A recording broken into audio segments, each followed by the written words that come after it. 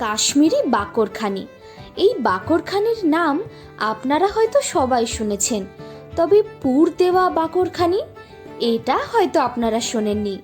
আর যারা বাকরখানির সাথে অবগত নন তারাও যদি এই রেসিপিটা দেখেন অবশ্যই আপনাদেরও বানাতে ইচ্ছা করবে।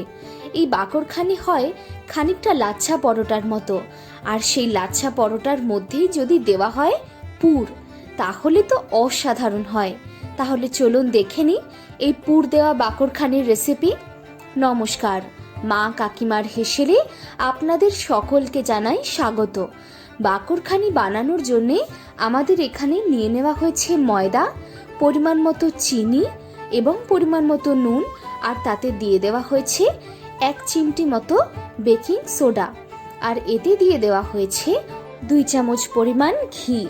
এখন এই সমস্ত উপকরণকে হাতের সাহায্যে ভালো করে মিশিয়ে নিতে হবে, ময়াম দিয়ে নিতে হবে, আর দেখতে হবে হাতের মুঠোয় এরকমভাবে জড়িয়ে যাচ্ছে কিনা। আর এটি হয়ে গেলে এর মধ্যে দিয়ে দিতে হবে পরিমাণ মতো জল, আর অল্প অল্প জল দিয়ে শক্ত করে মেখে নিতে হবে। আপনারা দেখলেই বুঝতে পারবেন এই ময়দার ডো কতটা শক্ত। এখন এর গায়েতে দিয়ে দিতে হবে একটা প্লাস্টিক, আর ভালোভাবে চাপা দিয়ে রেখে দিতে হবে প্রায় 2 ঘন্টার জন্যে।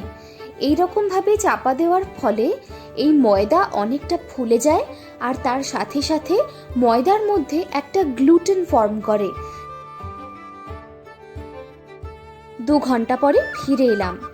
ময়দা খুবই সুন্দরভাবে ফুলে উঠেছে, আর দেখুন ঠিক কতটা স্মুথ হয়ে গেছে, আর অনেকটা বেড়েও গেছে। এখন হাতের সাহায্যে এই ময়দাকে আরও অল্প একটু মেখে নিতে হবে, আর তারপর এই ময়দাকে 2টো টুকরো করে নিতে হবে।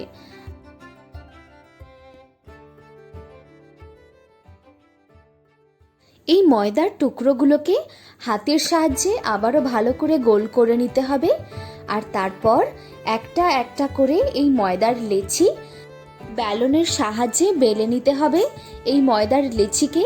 আর যত বড় করা যায় তত বড় করে নিতে হবে, এবং তার সাথে সাথে খুব করে পাতলাও করে নিতে হবে। এখন এর ওপরে দিয়ে দিতে হবে ঘি। ঘি দিয়ে ব্রাশ করে নিতে হবে ভালো করে, চারিদিকে লাগিয়ে নিতে হবে যেন কোনো অংশ বাদ না যায়। আর তারপর এই বেলনের সাহায্যে আবারও একবার সমস্ত ঘিকে ভালো করে চাড়িয়ে দিয়ে ফোল্ড করতে হবে এই ময়দার রুটিকে। এখন যত ফোল্ড করা যায় ততই ভালো। দেখুন একদিকে লম্বা করে ফোল্ড করা হয়ে গেছে, আর তারপর তাকে এই বেলনের সাহায্যে আর একবার বেলে নিয়ে লম্বার দিক থেকে আবারও ভালো করে ফোল্ড করে নিতে হবে। একই রকম পদ্ধতিতে 2টি লেচিকেই ফোল্ড করে নিতে হবে। এখন এই লেচিগুলোর মধ্যে পুর ভরে নেওয়ার পালা। এখন এই ফোল্ড করে রাখা লেচিগুলোকে হাতের সাহায্যে অল্প অল্প করে বড় করে নিতে হবে, আর তারপর এতে দিয়ে নিতে হবে পুর। এখানে পনিরের পুর ব্যবহার করা হয়েছে। এই পনিরের পুরের রেসিপি আমাদের আগের ভিডিওতে দেখানো হয়েছে, সেখান থেকে আপনারা পেয়ে যাবেন। এই পুর ভরা ইডলির যে রেসিপি সেই পনিরের পুরই এখানে ব্যবহার করা হয়েছে। যেহেতু একই রান্না তাই আপনাদেরকে আর বারবার দেখাইনি।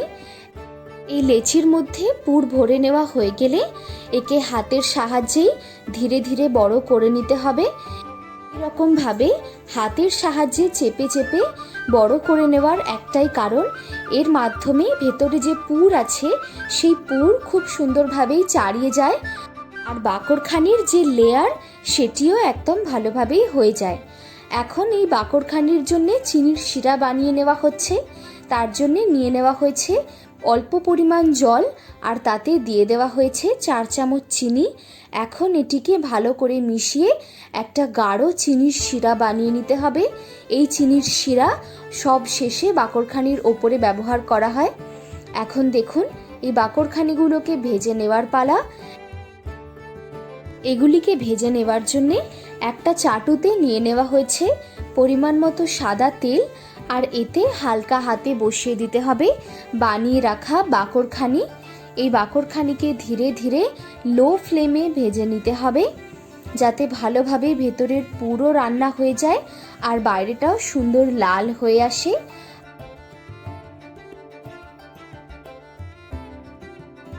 এই বাকরখানি নিচের দিক থেকে অল্প একটু ভাজা হয়ে গেলে এর ওপর পিঠে দিয়ে দিতে হবে অল্প পরিমাণ ঘি, এবং এই ঘি দিয়ে আবারও চারিদিকে মাখিয়ে নিয়ে এর উল্টো দিকটাকে ভালো করে ভেজে নিতে হবে। এই বাকরখানির এপিট ওপিট ভালোভাবে লাল লাল করে ভাজা হয়ে গেলে তুলে নিতে হবে। আর একই রকম পদ্ধতিতে অন্য বাকরখানিটিকেও ভেজে নিতে হবে। আর এই দিকে যে বাকরখানিটি বানানো হয়ে গেছে তার ওপরে লাগিয়ে নেওয়া হচ্ছে চিনির শিরা। এই চিনির শিরা লাগিয়ে নেওয়ার জন্যে বাকরখানির স্বাদ অসাধারণ হয়। আমরা পুরভরা নানান ধরনের পরোটা, কচুরি এইসব তো খেয়েই থাকি, কিন্তু বাকরখানি সচরাচর বানানো হয় না। তবে এই রকম পদ্ধতিতে একবার হলেও বাকরখানি বানিয়ে দেখুন, অসাধারণ লাগবে। আর আমাদেরকে জানান আপনাদের কেমন লাগলো এই বাকরখানি। আর এই বাকরখানি খাওয়ার জন্য কিন্তু পাশে অন্য কোনো তরকারি বা চাটনির কোনো প্রয়োজন হয় না। এই বাকরখানি একাই 100, খেতে অসাধারণ।